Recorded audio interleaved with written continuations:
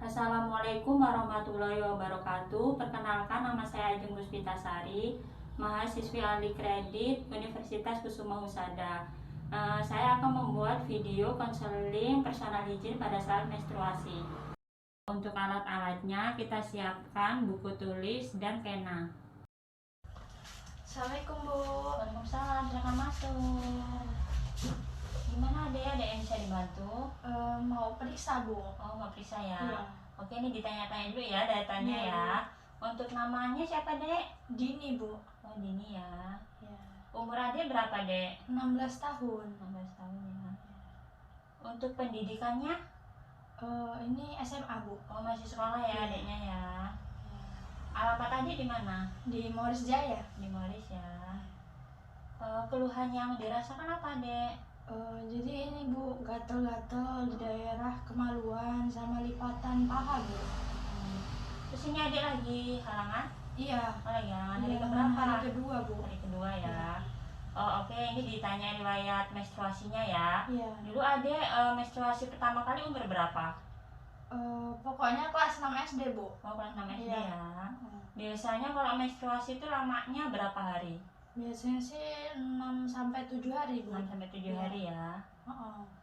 Untuk ganti pembalutnya biasanya adik sehari berapa kali? Biasanya sih 2 kali Bu. 2 kali aja ya.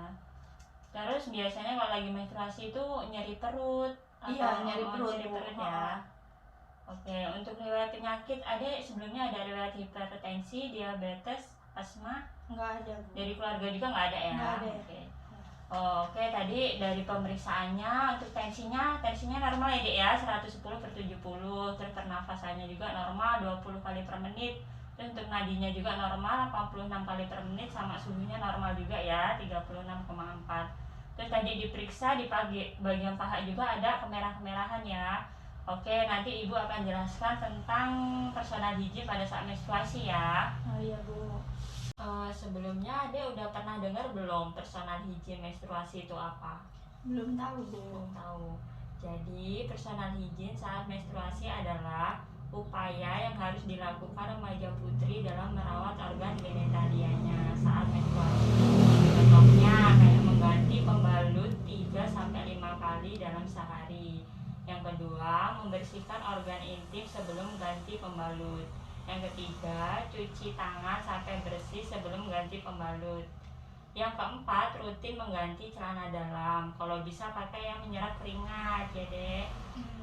Kemudian faktor-faktor yang mempengaruhi personal hygiene.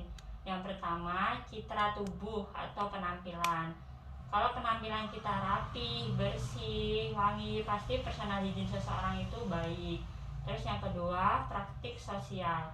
Kelompok-kelompok sosial juga berpengaruh pada personal hygiene. Contohnya, anak yang dimanja dalam kebersihan diri kemungkinan akan terjadi perubahan pola perilaku hygiene-nya. Kemudian yang ketiga, tingkat ekonomi. Tingkat ekonomi juga sangat berpengaruh pada praktik kebersihan. Misalkan untuk beli sabun, pasta gigi, sikat gigi, dan sampo itu memerlukan biaya. Kemudian yang keempat ada budaya. Kepercayaan budaya mempengaruhi personal hygiene seseorang juga ya dek ya.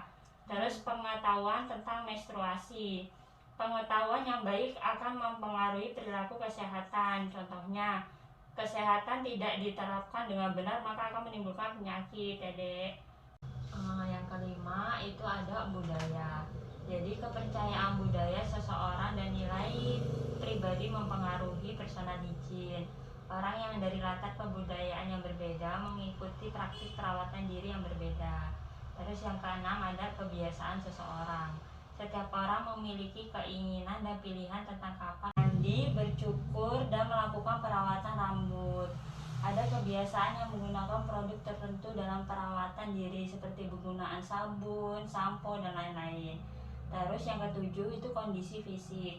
Pada keadaan sakit tertentu, kemampuan untuk merawat diri berkurang dan perlu bantuan untuk melakukannya.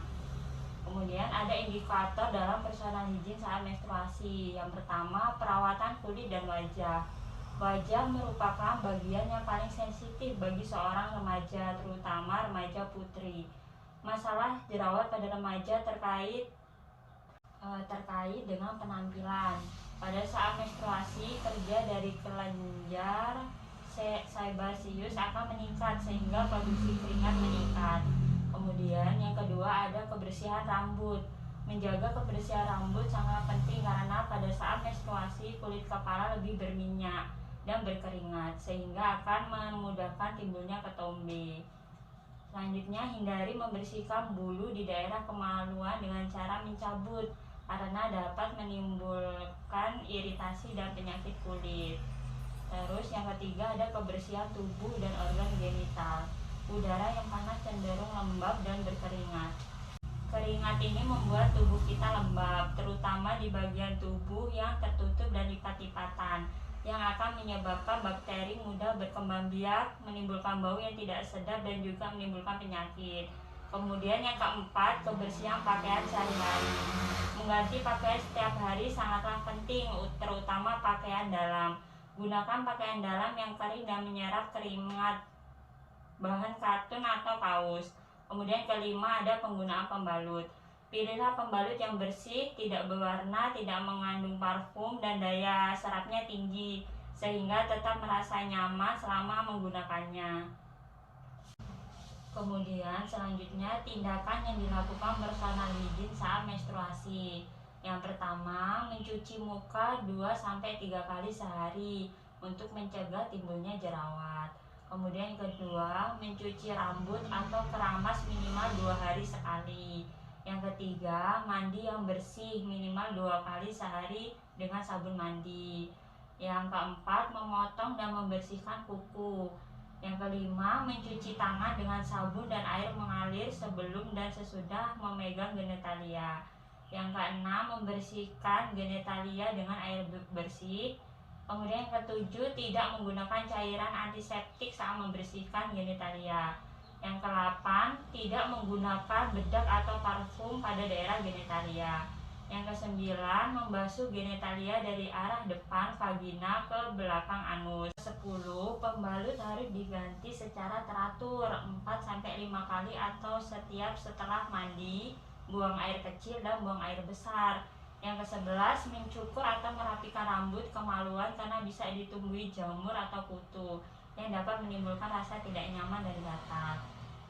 Dampak yang sering timbul pada masalah personal hygiene, yang pertama itu ada dampak fisik ya, akan menimbulkan infeksi pada alat reproduksi, kanker leher rahim, keputihan, dan jika tidak segera ditangani akan menyebabkan kemandulan sehingga menurunkan kualitas hidup individu yang bersangkutan.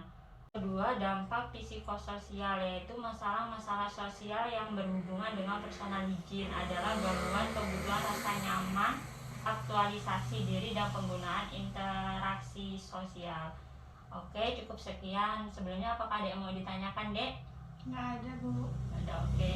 Kalau ada yang nggak paham, boleh nanti Adek WA ke WA Ibu atau datang lagi ke sini ya.